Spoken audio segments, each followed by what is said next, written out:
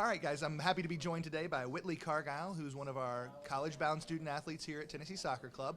Whitley, welcome. Thank you. Thanks for having me. It's our pleasure. We're really happy to be able to get out and celebrate a lot of our young men and women who are moving on to play at the next level.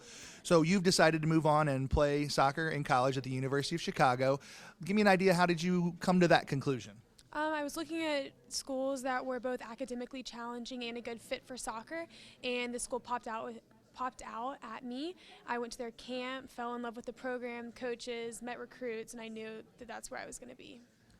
What were some of the other schools that you considered before you came to the conclusion that University of Chicago was your place? Well, junior year, or that summer, I went to about 5 Ivy camps.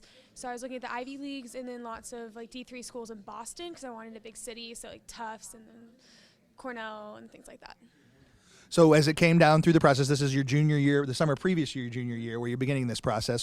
What was the decision-making time frame? When did you finally come to a conclusion on narrowing it down and then making that final decision? I went on an unofficial visit the spring of my junior year. So I guess sophomore, going into junior year, I went to all the camps.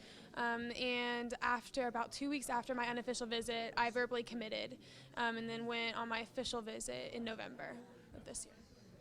Terrific. Well, can you give me a little bit of an idea as you've gone through the process? You get to work with two of the really great young lady coaches in our city, for that matter, in our state, and for that matter in the region, with both Wendy Howe, who I had the pleasure of working with when she was an assistant coach at Belmont, and Brandy Gagliano, who is one of the other directors of the college search program here at our club. What can you tell me about those two ladies and how they've been able to help you develop as a player?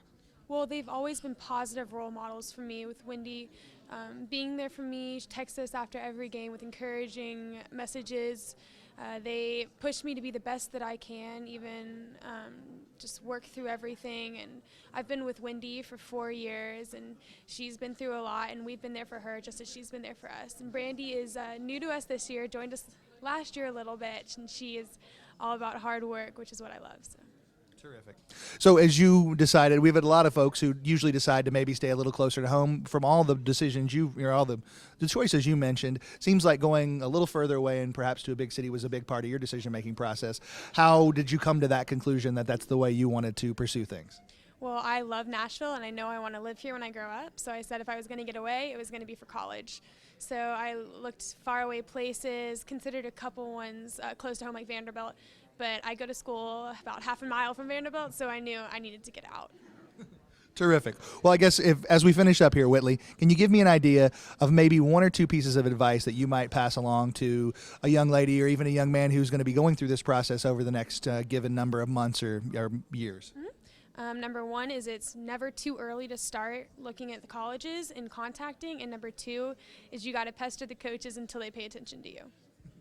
That's great advice, Whitley. I really appreciate you taking the time. We're really proud of you here at Tennessee Soccer Club and wish you nothing but the best as you spend this next 4 years in Chicago. Thanks a bunch. Thank you.